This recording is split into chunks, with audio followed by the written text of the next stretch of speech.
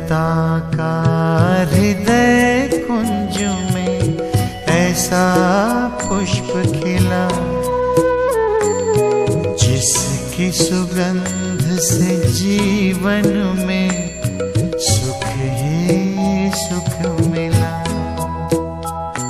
पवित्रता का हृदय कुंज में ऐसा पुष्प खिला, जिसकी सुगंध से जीवन में सुख है। ओम शांति, ओम शांति। आज की ज्ञान मुरली, परंतु अव्यक्त ज्ञान मुरली की तारीख है 17/4/11 और रिवाइज कोर्स की अव्यक्त मुरली की तारीख है 28/7/72। अच्छा, आज की मुरली का हेडिंग है अपवित्रता और वियोग को संहार करने वाली शक्तियाँ ही असुर संहारनी हैं। बाप द्वारा आने से ही मुख्य 2 वरदान कौन से मिले हैं? अब बहुत सारे वरदान तो हम बच्चों को अथाह दिए हैं, अनगिनत दिए हैं, परंतु आज बाबा 2 वरदान जो याद करा रहे हैं, तो वो 2 वरदानों को बाबा कहते हैं, उन 2 मुख्य वरदानों को जानते हो? पहले पहले आने से ही ये 2 वरदान मिले।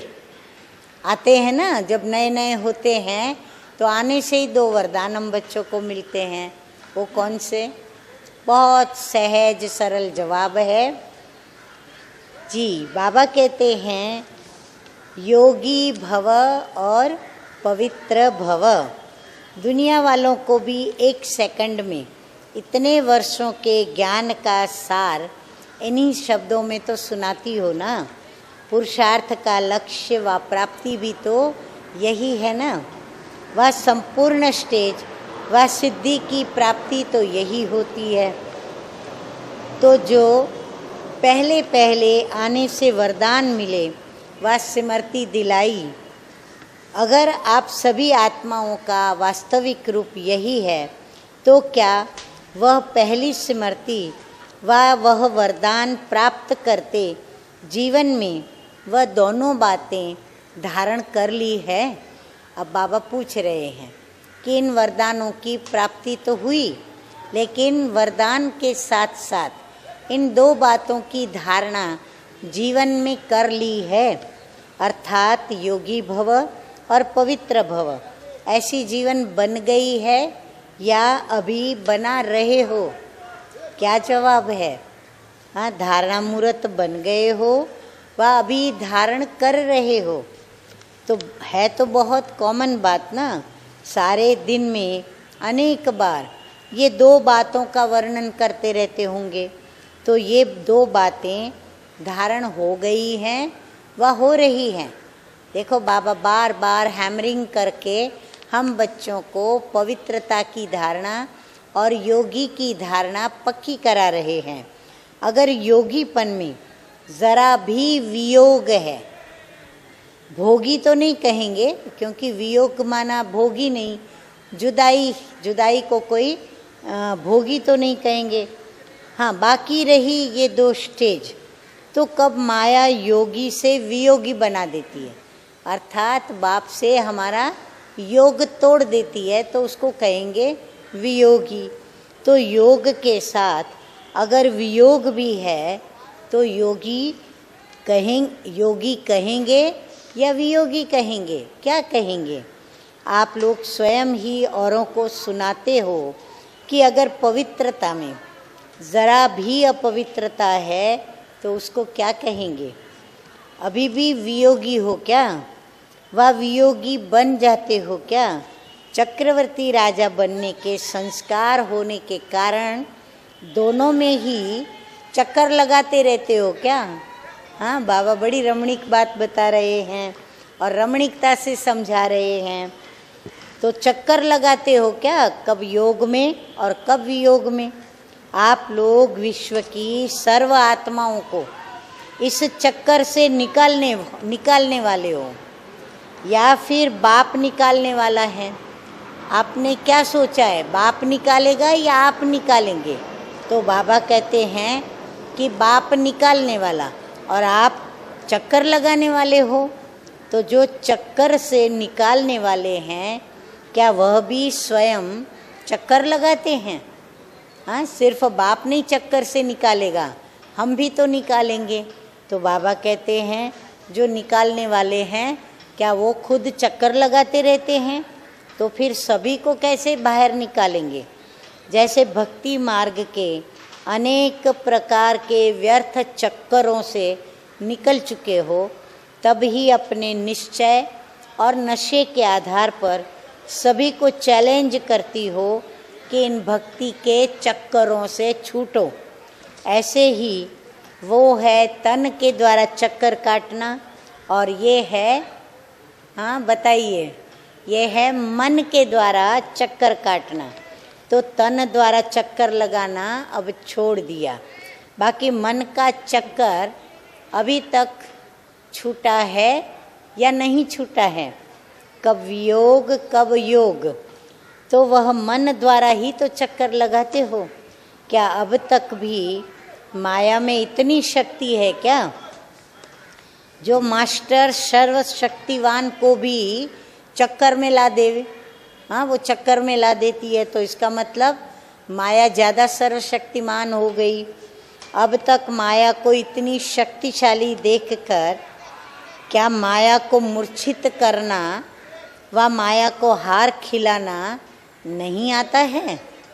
हाँ, क्या बाबा कहते, क्या सोचते हो? हाँ, क्या अपनी स्थिति समझते हो? अभी तक भी उसको देखते रहते हो कि वो हमारे ऊपर वार कर रही है। अभी तो आप शक्ति सेना और पांडव सेना को अन्य आत्माओं के ऊपर माया का वार देखते हुए, हाँ, क्या करना है? रहम दिल बनकर रहम करना है, क्योंकि रहम करने का समय आ गया है, आया है। तो क्या करेंगे? हाँ, रहम दिल बनकर सभी को चक्कर से छुड़ाना है। अच्छा, आज का वरदान है, अपने अनादि आदि रियल रूप को रियलाइज करने वाले संपूर्ण पवित्र भव। आत्मा के अनादि और आदि दोनों काल का ओरिजिनल स्वरूप क्या है? पवित्र है। हाँ, अनादि स्वरूप में मैं आत्मा हूँ तो मैं पवित्र हूँ, और आदि में मैं नीचे आई तो सतयुगी सृष्टि में भी मैं क्या थी? पवित्र आत्मा थी। अपवित्रता का आर्टिफिशियल, ये शूद्रों की देन है। हाँ, स्वयं का आर्टिफिशियल रूप अपवित्रता, ये किसकी देन है? शूद्रों की देन है, माया की देन है। शूद्रों की चीज़ ब्राह्मण यूज़ नहीं कर सकते, सुना सभी ने। इसलिए सिर्फ यही संकल्प करो कि अनादि आदि रियल रूप में मैं पवित्र आत्मा हूँ। किसी को भी देखो तो उसके रियल रूप को देखो और रियल को रियलाइज़ करो, तो संपूर्ण पवित्र बन, फर्स्ट क्लास। और देखो बाबा क्या बोलते हैं, फर्स्ट क्लास, और फिर फर्स्ट क्लास व एयर कंडीशन की टिकट के अधिकारी बन जाएंगे। वाह, बोलो क्या बात है। हाँ, अगर हमको स्वर्ग में जाने की टिकट निकालनी है तो हमें संपूर्ण पवित्र बनना है, संपूर्ण योगी बनना है। तो हमें कौन सी टिकट मिलेगी? फर्स्ट क्लास, और वो भी कौन सी? Air condition, AC first class की टिकट मिलेगी, चाहे ट्रेन में, चाहे प्लेन में, चाहे फिर हेलीकॉप्टर, वो भी ऐसा ही मिलेगा। अच्छा, स्लोगन है आज का, परमात्म दुआओं से अपनी झोली भरपूर करो तो माया समीप आ नहीं सकती। ऐसे हर संकल्प, हर कर्म विश्व कल्याण अर्थ लगाने वाले, बाप समान बनने वाले बच्चों प्रति याद, प्यार और नमस्ते। देखो बाप दादा ने कितने अच्छे टाइटल देकर और हम बच्चों को याद प्यार दिया है।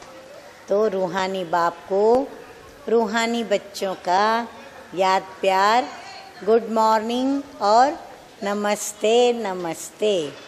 ओम शांति, ओम शांति।